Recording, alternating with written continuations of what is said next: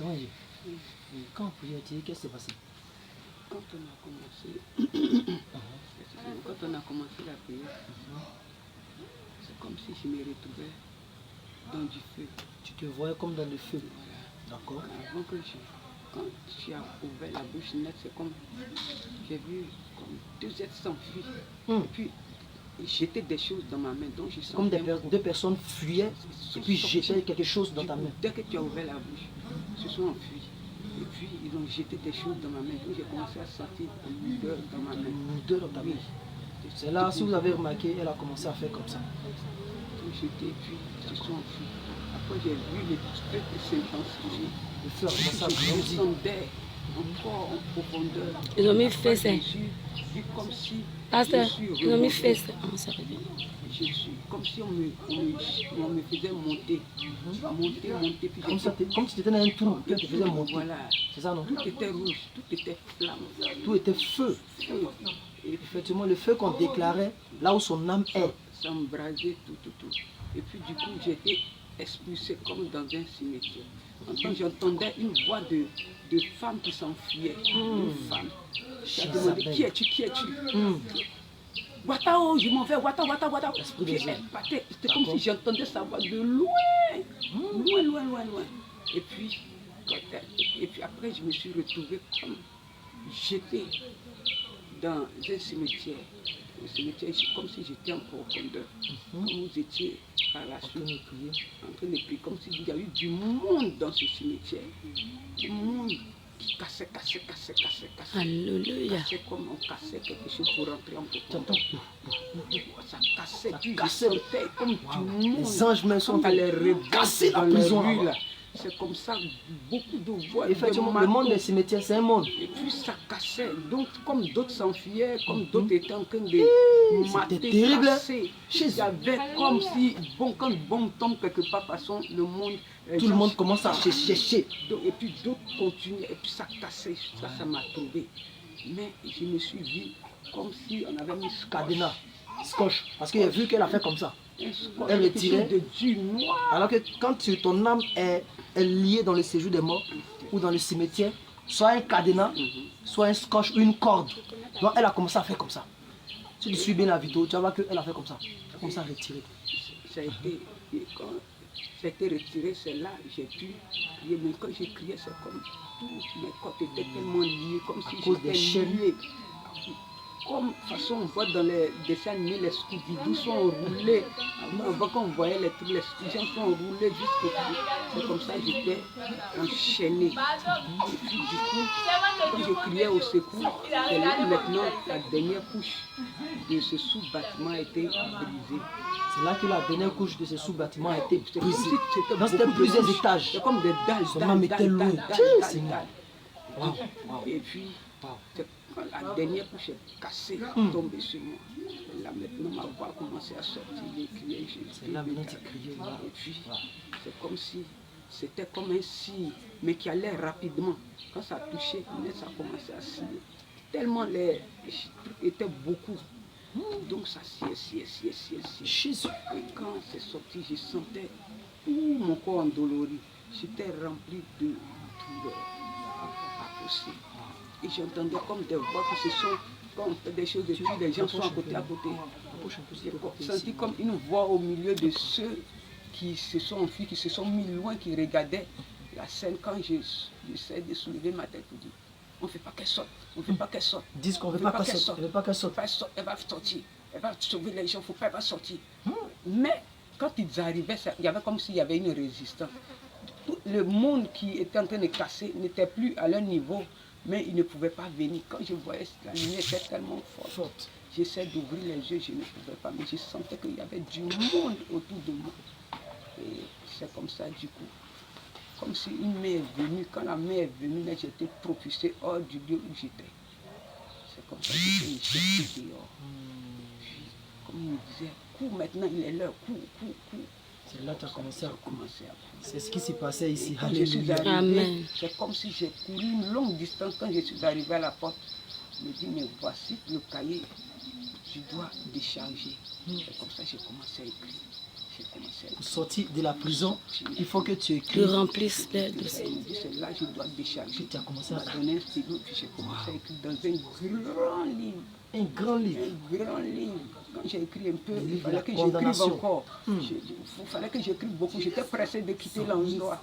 Donc il fallait que j'écrive. Quand j'ai fini d'écrire ça, comme j'ai fini net, c'est comme si j'ai eu un micro. Et puis comme j'avais, non, c'est gigantesque. Je ne sais pas si c'est machine ou BEP. C'était costaud. Costaud. Et quand j'ai reçu net, on me dit d'aller au combat, d'aller au combat, d'aller au combat. C'est comme si je criais. Et quand je criais, ça retentissait. Et puis les gens s'enfuyaient. Et je devais couper ce que je croisais sur le chemin. Ceux qui tenaient les armes captives. C'est comme si je les découpais pour libérer. Quand je coupe, c'est comme si quelqu'un sort d'un endroit. C'est comme ça. Jusqu'à ce que je finisse sur le chemin. Puis, ça m'a été comme si on a baissé ma main de force. Puis on a pris de mouvement. Comme ça, je me suis retrouvé. Alléluia. Chaise. Alléluia. Alléluia. Jésus est Seigneur. Il est le roi des rois. Alléluia. À lui seul revient la gloire pour des siècles et des siècles. Alléluia. Jésus-Christ, il est vivant. Jésus-Christ n'est pas partout. Hein. Jésus, il n'est pas partout. Il a la capacité de se trouver en tout lieu, mais il n'est pas partout. C'est pas partout on dit Seigneur, Seigneur, que Jésus est là-bas. Attention, toi qui ne prêches pas la sainte doctrine dans l'intégralité, le Seigneur n'est pas avec toi. Vérité. Il faut que tu le saches. Il n'y a pas deux églises, il y a une seule église. Et cette église-là, c'est l'église de la sainte doctrine à 100%. Si tu n'es pas sous cette église qui est la sainte doctrine, c'est pas la peine. Maman, faut dire ce que toi tu faisais pour que notre soeur aussi, qui pense que s'arrêter à la chair et elle croyait qu'elle sont morts au ciel, tandis que toi tu étais à la chair. Et regarde où ton âme était. Il fallait que Dieu me te montre dans la délivrance afin que toi tu confirmes aussi. Le micro que tu as, ça veut dire que tu vas évangéliser. Amen. Parler de Jésus, c'est ce que le Seigneur t'a donné. Donc quand tu sors de là, c'est fini. Tu vas ramasser toutes tes soeurs pasteurs là. Tu vas les envoyer à Jésus. Alléluia. Amen. Il faut les parler un peu, maman. Allons-y. Depuis 2006, c'est là, il m'a été dit que je devais servir le Seigneur. Et je travaillais, j'ai dû rendre démission. Tu as dû rendre démission parce que tu veux. Tout se fermait.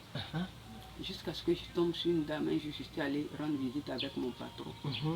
Il m'a dit, j'ai commencé à donner des prophéties sur mon patron. Et puis, il a fini. J'ai dit, mais depuis que je suis là, moi, tu ne parles pas de moi. Et puis, bon, toi, le Seigneur va aller loin avec toi. Il n'a pas encore fini. Et après cette révélation, que je n'avais jamais entendue d'ailleurs, chrétienne catholique, qui suis venue au Seigneur, j'ai rétrogradé après, tout était difficile. J'ai dit, mais qu'est-ce que cela peut dire? Dès l'instant où j'ai reçu la prophétie, les choses ont commencé à devenir difficiles pour moi. Tout était fermé.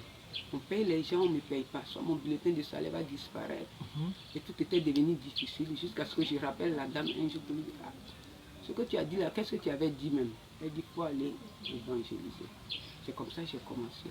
Parce que je tombe sur les hommes de Dieu qui disent, non, tu dois faire l'œuvre de Dieu, tu dois faire l'œuvre de Dieu. J'ai commencé simplement comme ça, j'allais chaque jour évangéliser, puisque rien n'allait plus. Donc j'ai dû rendre démission. Donc j'évangélisais, puis j'orientais vers mon père spirituel. Jusqu'à ce que je tombe sur certains prophètes qui me disent, non, tu dois avoir ton ministère, tu es appelé à servir Dieu. C'est comme ça, ils ont commencé. Tu dois avoir une église où tu vas diriger, où tu seras à la tête. Je faisais la chose simplement. Toi, tu évangélisais seulement? Oui, j'évangélisais, j'orientais les gens. Et cette dame-là, quand elle va évangéliser, elle orientait les gens chez moi. D'accord. Donc, pour finir. Elle orientait les gens, elle dit chez cette maman-là, elle prie pour les gens. Elle est très gentille. Donc, je les hébergeais. Donc, je les hébergeais, je prenais soin. Donc, on faisait la cellule comme ça, j'invitais les frères à venir prêcher jusqu'à ce que je tombe sur ces hommes de Dieu-là qui voulaient que moi aussi j'ai un ministère. C'est comme ça que j'ai commencé jusqu'à ce que je rencontre Marie qui était serviteur de Dieu en son temps. Et puis après, j'ai dit, bon, comme c'est un homme de Dieu, certainement, c'est à ses côtés qu'on doit faire l'œuvre. On dit non, toi tu as ton ministère. Tu as ton ministère. Écoutez très bien. Tu as ton ministère. Elle veut rester à côté de l'homme de Dieu. Elle dit non, toi tu as ton ministère. C'est toujours. Tu vas commencer l'œuvre. Prends un coin, tu as commencé l'œuvre. C'est toujours les hommes qui font ça. Effectivement, au commencement, ça marche. Et mon mari ne voulait pas. Moi, je ne voulais pas entendre raison. J'ai dit non, il ne faut pas que je vienne désobéir. Et puis je vais mourir pour laisser mes enfants. Les enfants sont trop petits. Il faut que j'obéisse. Il dit non, qu'est-ce que tu en sais de la parole de Dieu? J'ai dit c'est toi qui ne sais rien. Parce qu'on me dit de servir Dieu. Moi, je veux obéir. Je ne vais pas me retrouver à l'enfer. C'est comme ça. J'ai fait faire la chair. Et puis on a commencé l'œuvre à la maison. Il y avait beaucoup de tensions parce qu'il ne me voulait pas à la chair. Tout ça. Donc au commencement, je lui laissais faire la chose. J'ai vu que bon, lui aussi quand il montait, il avait des propos trop durs qui dispersaient les âmes. Quelquefois quand on fait les âmes commencent à venir, bon, ces colères et ces tensions repoussaient les âmes. Donc je me suis dit, bon, à ce niveau-là, pourquoi les âmes vont aller se perdre et puis demain Dieu va me demander des comptes. Il m'a dit, ah, on t'a dit de faire la chose, tu veux te mettre avec moi. Ah, tu as vu ça. Maintenant, voilà, maintenant. Donc j'ai commencé à faire.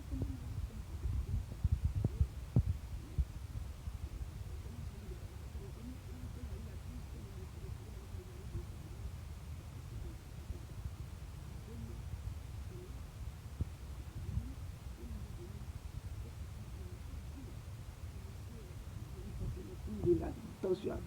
Et puis du coup, je me voyais sortir. Comme deux gens sont venus me chercher. Puis on est parti à une vitesse. On s'est retrouvé quelque part et puis je marchais avec un homme gaillard, un monsieur gaillard, qui m'a montré un endroit où il y avait des cris, des cris, des cris. Et puis je ne pouvais pas partir. Ces cris déchiraient le cœur. Le lieu de tourment. C'est quoi ça? Il me dit, il ne faut pas les écouter. Tu as vu ceux-là? Je t'ai fait venir ici pour que tu vois. Tu as vu où ils sont? Tu entends les cris? C'est ceux qui n'étaient pas à leur poste.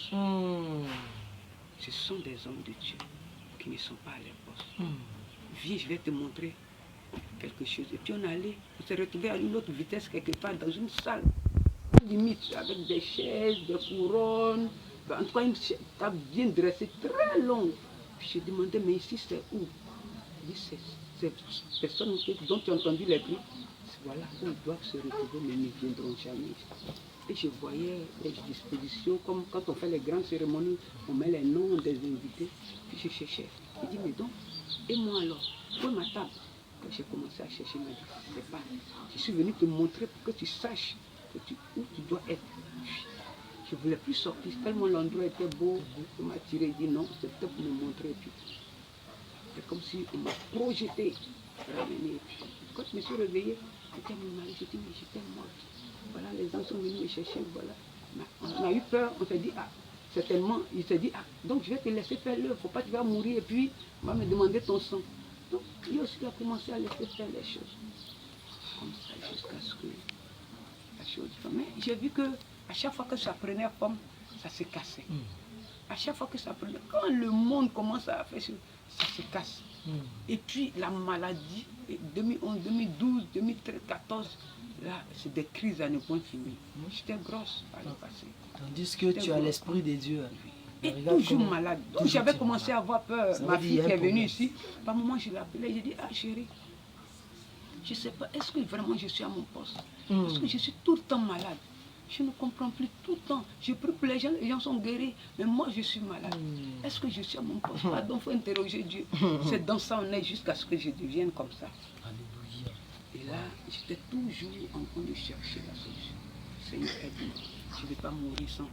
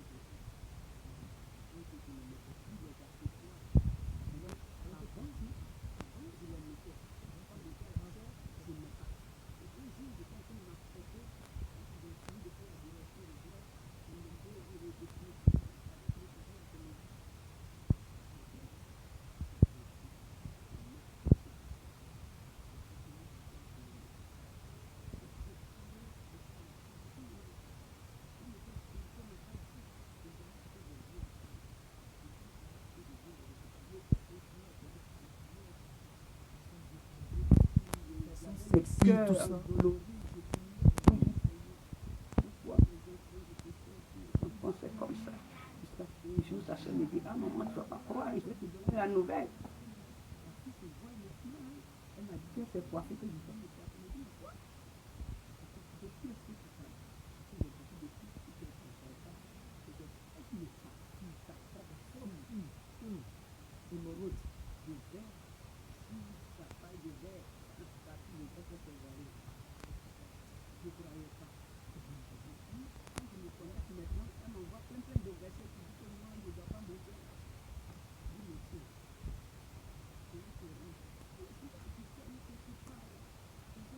Alléluia.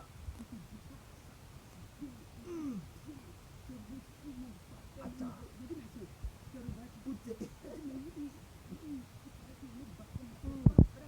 pas vrai baptême là.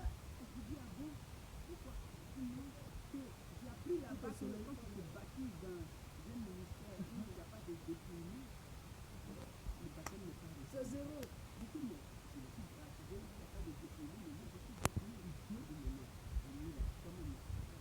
Attends. Viens et vois.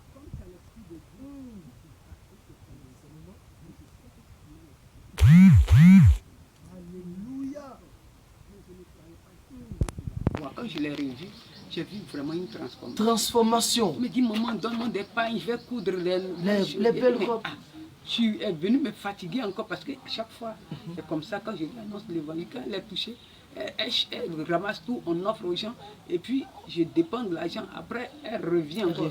Je dis non, je vais observer ça sur un moment d'abord, puis je vais te donner des pailles. C'est comme ça, elle me dit non, je n'ai pas d'habit là-bas. On dit on ne va pas avec telle chose, elle a commencé à citer. J'ai dit mais tiens ça. La vérité a quelque sonné. chose qui est beau. D'accord, donne-moi le numéro de cet homme qui t'a transformé par son esprit. Elle m'a donné.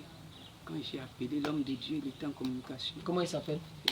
L'apôtre Abraham. L'apôtre Abraham. C'est comme ça qu'il s'est présenté à moi. Et bon, il était en communication. Après, c'est lui qui m'a rappelé. Okay. Et je dis, mais j'ai commencé à lui dire merci vraiment pour le travail que l'Esprit de Dieu l'a utilisé pour faire à ma fille. Et puis bon, j'ai posé les questions. J'ai dit, mais voilà ce que ma fille vient de me dire. Est-ce que c'est vrai? Et on a parlé longtemps. Il m'a dit de prendre ma Bible, il m'a conduit. J'ai dit, non, c'est pas suffisant. Je viens là-bas. Moi-même, je viens. Je vois la chose. Moi-même, je viens voir. Mais papa, faut arrêter. Tu es où? Tu es ivoirien. Il dit, je suis en mission. Il m'a parlé. Il dit, bon, quand est-ce que tu viens? Je peux aller là-bas, mais je veux voir la personne qui m'a parlé. Il dit, bon, d'accord. Et il m'a donné rendez-vous. C'est comme ça que je suis venu. Encore, il m'a dit d'attendre. J'ai attendu quand ils ont fini. On est reparti encore. Il dit, mais qu'est-ce que tu peux savoir? C'est vendredi. Et j'ai dit, voilà ma préoccupation. Et on a fouillé. Comme ce matin, encore quand je suis arrivé, on a aussi payé. C'est comme ça que j'ai été convaincu.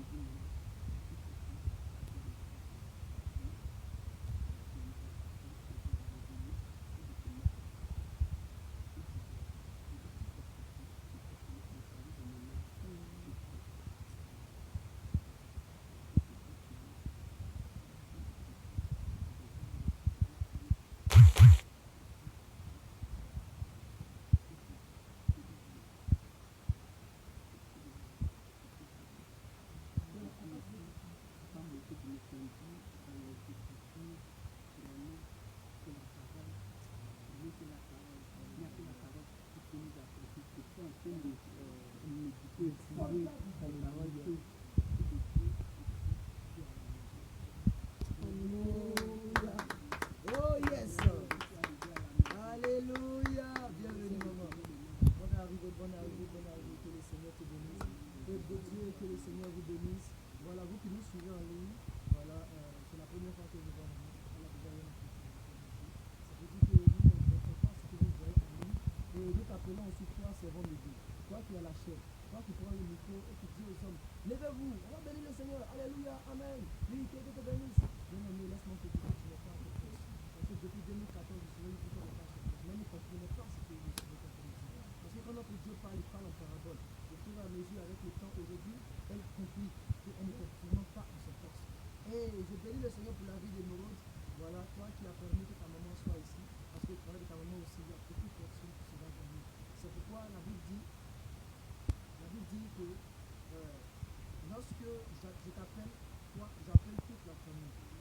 Emogo, tu as été un canal par lequel le Seigneur appelle ton nom, le Seigneur appelle ton petit frère, le Seigneur va appeler les autres frères.